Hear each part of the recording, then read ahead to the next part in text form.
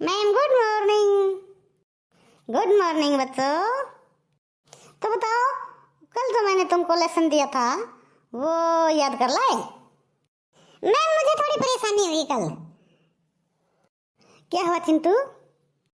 Ma'am कल मुझे आपकी बातें समझने में थोड़ी थोड़ी परेशानी महसूस हुई है और इसलिए आपसे मैम रिक्वेस्ट है, आज आप थोड़ी सी कुछ आसान सी भाषा में मुझे समझा दें तो मुझे समझ में आ जाएगा।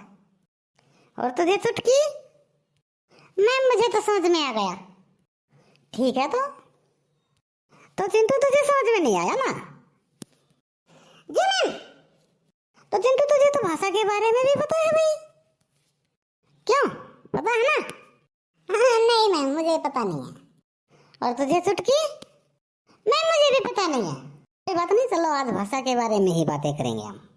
तो बच्चों चलो, अभी हम भाषा के बारे में बात कर रहे हैं ना, तो जो बात मैं बोल रही हूँ तुम्हारे को, मैं अपने मन के विचारों को समझाना चाहती हूँ तुम्हें, तो मैं अपने भावों को मैं तुम्हारे सामने रख रही हूँ। तुमने अपनी समस्याएं बताई हैं, अपने मन के जो भाव हैं विचार हैं वो मुझे बताए हैं। ये किसी माध्यम से ही हम एक दूसरे के भावों को विचारों को समझ रहे हैं, यानी हमारे विचारों का आदान प्रदान हो रहा है एक दूसरे के पास, और जो आदान प्रदान हो रहा है जिसके माध्यम से वो भाषा कहलाती है।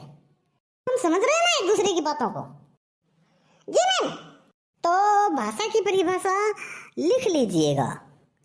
हाँ, जो भी सुन रहा है वो भी लिख ले कि भाषा एक ऐसा माध्यम है जिसके द्वारा हम अपने विचारों को, हम अपने भावों को एक दूसरे के सामने, एक दूसरे को लिख करे या बोल करे समझा सकते हैं।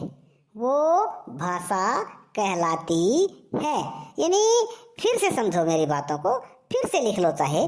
एक ऐसा माध्यम है जिसके द्वारा हम अपने विचारों को बोल करे या लिख करे एक दूसरे को समझा सकते हैं, वो भाषा कहलाती है। क्या तुम्हारे को समझ में आई मेरी बातें? जी मैम। जी मैम। भाषा मुख्य रूप से दो प्रकार से समझाई जाती है। इसके अलावा, दो के अलावा भी एक और भी होता है, जो भाषा का जो रूप है वो एक और भी होता है, लेकिन पहले हम दो की बातें करेंगे। अभी मैं बोलकर तुम्हारे को अपनी बात समझा रही हूँ तो ये मौखिक भाषा कहलाती है। यदि जब हमें अपनी भाषा को लिखकर, जैसे मैं बोर्ड के ऊपर कुछ लिखूंगी तुम उसको समझ जाओगे, जैसे तुम किताब पढ़ते हो, किताबों में तो लिखा हुआ है, अखबार पढ़ते हो वो भी लिखा हुआ है, तो वो लिखित भाषा कहलाती है। इसके अलावा भी एक रूप और होता है भाषा का। भाई तुम मेरे पास बैठे हो, मैं तुम्हारे पास बैठी हूँ, मैं बोल देती हूँ, तुम्हारे को सुनाई दे देता, लेकिन कोई हमारे से दूर हो जिसे हम दिखाई तो दे रहे हैं लेकिन वो हमारी बातों को सुन नहीं पाएगा, तो हम वहाँ क्या करेंगे? हाथ से इशारा करेंगे, हाथ हिलाएंगे या गर्दन हिलाएंगे तो वो समझ जाए कि ये हमारे को कुछ बोल रहा है या हमारे कुछ कहना चाहता है, तो हमारे पास आ जाए। वो सांकेतिक भाषा कहलाती है। यानी किसी को हम इशारे से अपनी बातों को समझा दें तो सांकेतिक भाषा कहलाती है। तो बेटे आज का लेसन इतना ही है। कल इसको अच्छे से याद कर लाना। अगर फिर भी कोई समस्या हो तो कल आकर मुझे जरूर बताना। मैम मैं दर्शकों को कुछ कहना चाहूँगा। हाँ बोलो। यदि आपको हमारी वीडियो अच्छी लगी हो तो हमारे चैनल को सब्सक्राइब कीजिएगा, हमारे वीडियो को लाइक कीजिएगा, इसको शेयर कीजिएगा।